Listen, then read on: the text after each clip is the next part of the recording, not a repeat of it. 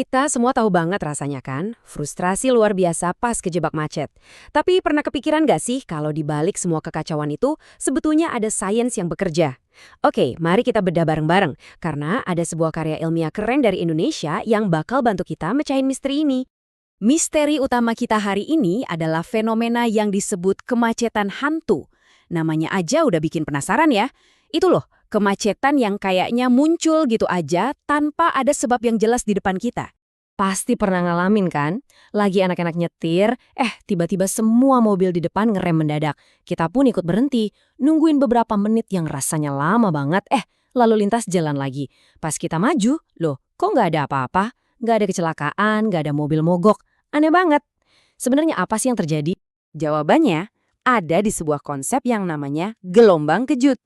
Dan ini bukan fiksi ilmiah loh ya, saya ulangi, ini beneran terjadi.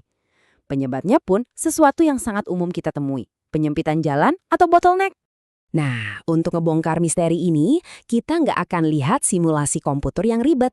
Kita akan langsung lihat ke sebuah studi kasus nyata dari teman-teman insinyur kita di Institut Teknologi Sumatera. Oke, lokasi kita ada di Jalan Letjen Alam Syah Ratu Prawira Negara di Bandar Lampung. Jalan ini bisa dibilang jadi laboratorium raksasa di dunia nyata. Tempat yang sempurna buat ngelihat gimana teori-teori lalu lintas ini bekerja di kehidupan kita sehari-hari. Nah, ini dia biang keroknya. Coba deh perhatiin perubahan yang drastis ini. Bayangin ya, jalan yang tadinya lega banget, 4 lajur, lebarnya 5,5 meter, tiba-tiba menciut jadi cuma 2 lajur, yang lebarnya pun cuma 3,8 meter. Kebayangkan gimana kagetnya arus lalu lintas di situ? Perubahan inilah yang jadi awal dari semua masalah. Oke, sebelum kita lihat hasil studinya, ada 3 konsep dasar nih yang perlu kita tahu. Anggap aja ini kayak resep rahasianya para insinyur lalu lintas buat ngertiin soal macet. Yang pertama, hubungan antara kecepatan dan kepadatan. Ini sih gampang banget, logis. Semakin banyak mobil yang masuk ke satu jalan, artinya kepadatannya nambah, ya sudah pasti kecepatan rata-rata mobil di situ bakal turun. Makin rame, makin pelan. Masuk akal kan? Sekarang, ini nih bagian yang sedikit aneh, bisa dibilang paradoks. Kita mikirnya kan makin banyak mobil, ya makin tinggi juga volume lalu lintasnya. Itu bener, tapi cuma sampai titik tertentu aja. Kalau udah ngelewatin kapasitas maksimumnya, nambah 1 mobil lagi aja, itu malah bikin semuanya jadi macet parah. Dan volume jumlah mobil yang bisa lewat per jam, bukannya nambah, malah anjlok. Nah, inilah yang kita sebut macet total atau gridlock. Jadi, dengan bekal teori tadi, apa sih yang sebenarnya ditemulin sama para peneliti di Bandar Lampung? Yuk kita lihat gimana angka-angka ini ngebuktiin teori tadi di dunia nyata. Dan ternyata benar sekali, semua prediksi teori tadi terbukti di lapangan.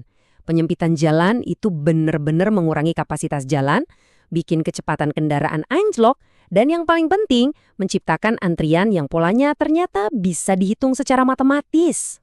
Dan sekarang, kita balik lagi ke misteri awal kita.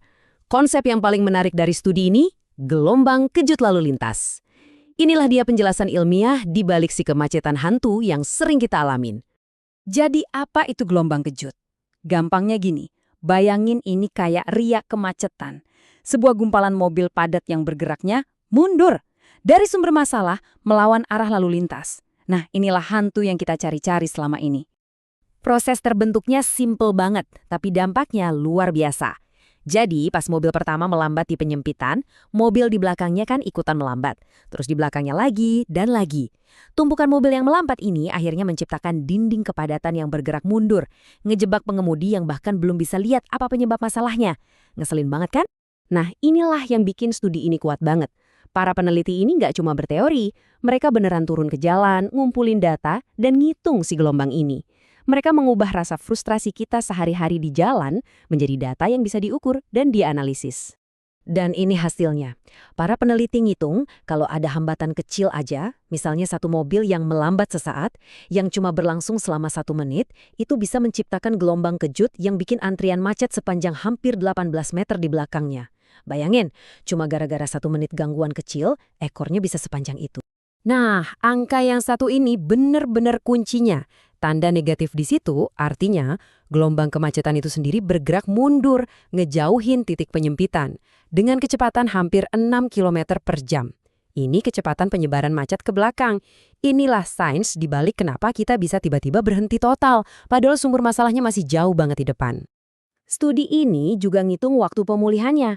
Untuk hambatan yang cuma 1 menit tadi, ternyata butuh waktu hampir 1,5 menit buat lalu lintas di titik itu bisa normal lagi. Ini nunjukin gimana efek domino dari gangguan kecil sekalipun bisa bertahan lebih lama dari gangguan itu sendiri. Lalu, apa pelajaran yang bisa kita ambil dari semua ini? Yuk kita lihat gimana temuan dari satu jalan di Sumatera ini sebetulnya berlaku buat kita semua, dimanapun kita berada. Ini dia intinya. Prinsip-prinsip ini tuh universal. Kecepatan, kepadatan, volume, dan gelombang kejut, mau di Lampung, di Jakarta, dimanapun fisika lalu lintasnya sama persis. Kemacetan hantu yang Anda alami pas berangkat kerja tiap pagi, itu disebabkan oleh fisika yang sama persis dengan yang diukur di jalanan Lampung. Dan ini ninggalin kita dengan satu pertanyaan besar. Kalau sains di balik kemacetan itu ternyata sejelas ini dan bisa dihitung, kenapa ya kita masih terus ngebangun kota dan jalan yang seolah-olah sengaja dirancang buat bikin macet? Mungkin dengan kita paham masalahnya sampai ke akarnya, itu jadi langkah pertama untuk benar-benar bisa menyelesaikannya.